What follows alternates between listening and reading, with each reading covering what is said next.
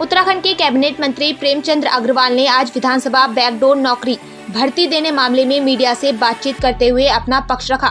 उन्होंने कहा कि जब वे विधानसभा स्पीकर थे तो आवश्यकता अनुसार ही उन्हें विधानसभा में अभ्यर्थियों को भर्ती करवाई। उन्होंने आगे कहा कि इससे पहले भी जब विधानसभा स्पीकर को जरूरत लगती है तो विधानसभा में भर्तियां की जाती हैं। उन्होंने आगे कहा कि हमारे समय में जो भर्तियां की गई उस समय गैरसैंण में ग्रीष्मकालीन राजधानी के तहत स्टाफ की जरूरत थी, जिनको अस्थायी तौर पर रखा गया है और विपक्ष इसमें बेवजह तूल दे रहा है।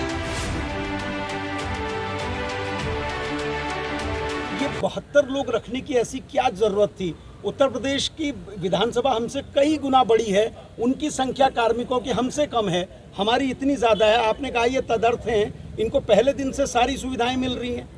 आपको फिर मैं कह रहा हूं कि आवश्यकता अनुसार जब भी आवश्यकता होती है विधानसभा अध्यक्ष उस आधार पे उनकी मैन पावर को रखने का उसको अधिकार रखते हैं। सर जांच होनी चाहिए। 72 लोग जो भर्ती हुए थे, मेरा कहने का मतलब है कि आप उस समय अध्यक्ष थे, ये 72 लोगों के लिए जैसे आपने 35 लोगों की विज्ञप्ति निकाली, उनके लिए विज्ञप्ति निकाली थी या फिर इनको कैसे भर्ती? टेम्परेरी अरेंजमेंट है, मैंने कहा ना आपको। कोई विज्ञप्ति नहीं निकाली? नहीं, इसमें विज्ञप्ति लगाने का कोई मतलब नहीं है, टेम्परेरी अरेंजमेंट है। टेम्परेरी अरेंजमेंट वालों को टाइप 2, टाइप 3, टाइप 4 के मकान भी दे दिए गए।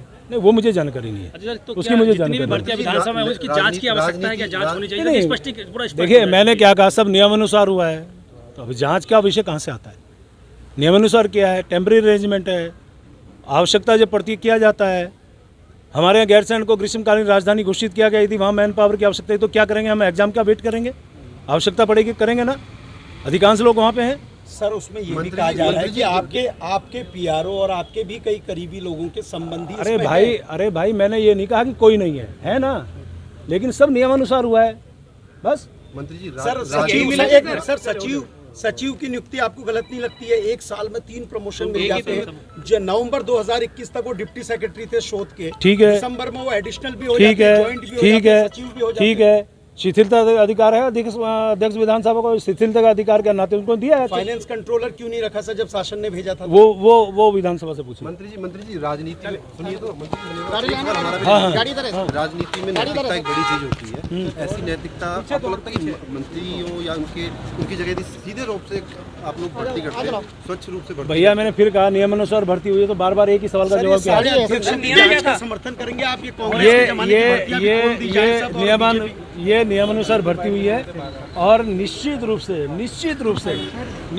नियमानुसार भर्ती हुई है। नियमानुसार भर्ती हुई है।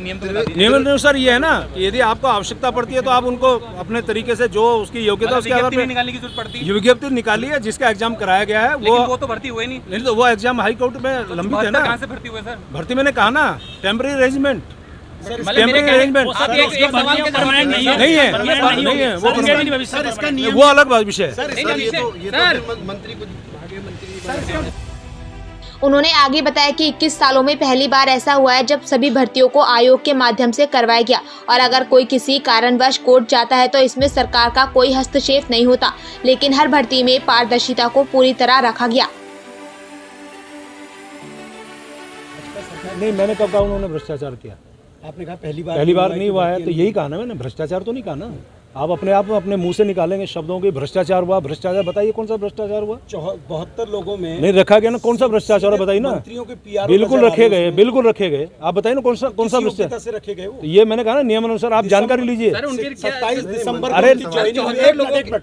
दिसंबर 2021 को ज्वाइनिंग हुई, 5 महीने बाद वो तनख्वाह लेते हैं। 30 मार्च से 29 तारीख को आपको पोर्टफोलियो मिलता है वित्त का, तो आपके वित्त मंत्री के बनने के बाद ही इनको वित्त की अनुमति कैसे मिलती है? ये विधानसभा जवाब देगा, क्योंकि ये विधानसभा का। क्या पूर्व वित्त सचिव अमित नेगी ने सिग्नेचर नहीं किए थे? ये विधानसभा जवाब देगा। अच्छा सर, पूर्व मुख्यमंत्री भी ये कह रहे हैं, आपको नहीं लग रहा है कहीं गलती है कोई? एक पूर्व मुख्यमंत्री भी कह रहे हैं कि उनके पास फाइल नियुक्ति को लेकर फाइल आई थी, लेकिन उन्होंने उस पर साइन नहीं किए थे क्योंकि वो त्रिवेंद्र रावत जी को भी जानकारी होनी चाहिए कि एग्जाम की बात हमने कही है, एग्जाम कराया है, और एग्जाम यदि हाई कोर्ट में, मैंने कहा ना आपको, हाई कोर्ट में यदि वो लंबित है तो उस पर आप क्या टिप्पणी करेंगे? हाई कोर्ट निर्देश है, कॉपी रखी है, उसमें उसका निर्णय आ जाना चाहिए।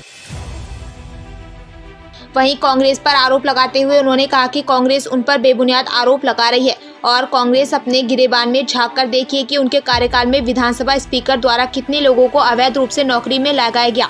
और मीडिया इस बारे में खुद मालूम कर सकता है कि किस तरीके से कांग्रेस के राज में विधानसभा में नौकरियों में बंदरबाट की गई।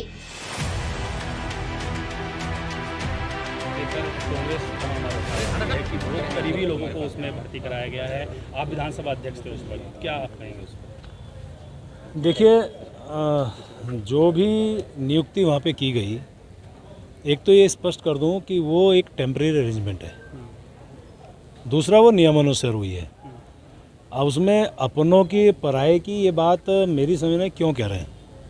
यदि मान लिया कोई व्यक्ति नियमानुसार उस परिधि में आ रहा है तो उसको नियुक्त किया गया है। लेकिन विज्ञप्ति नहीं निकाली गई और जितने भी लोग हैं आपके कई मंत्रियों के पीआरओ हैं उसमें आपको